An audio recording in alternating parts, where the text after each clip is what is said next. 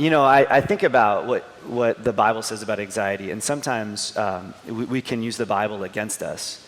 There's these moments of be anxious for nothing, right? The Bible says. And as a pastor, Tom, I'm just curious for you, how do you help people understand the reality that there is a real peace offered through the gospel, right? But there are going to be, that doesn't mean that your anxiety necessarily goes away, right? How do you help people navigate that tension?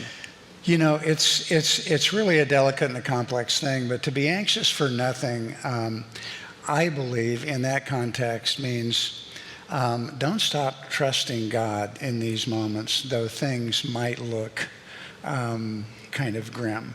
One of the distinctives between Chris and Jenny and myself is that I am not them and they are not me.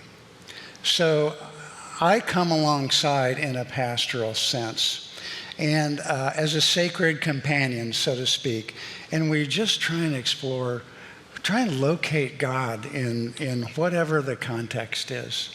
And I depend on the Chris's and the Jenny's to really bring the professional precision of the kind of the surgical mental health work in terms of creating healing strategies and paths. And I come alongside. And when we can't feel God or discern God or see God, it's to be a reminder, don't be anxious about that part. Let's work on being accessible to Him. His presence is there.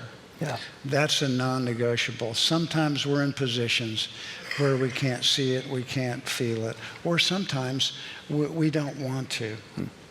I know for me, when I struggle, for whatever reason after all these years, I have a tendency to turn away from God a little bit and to turn away from others. And that's entirely too much privacy. I mean, it's isolation and it's just not helpful. I don't think my brokenness or any of our brokenness surprises God in the least.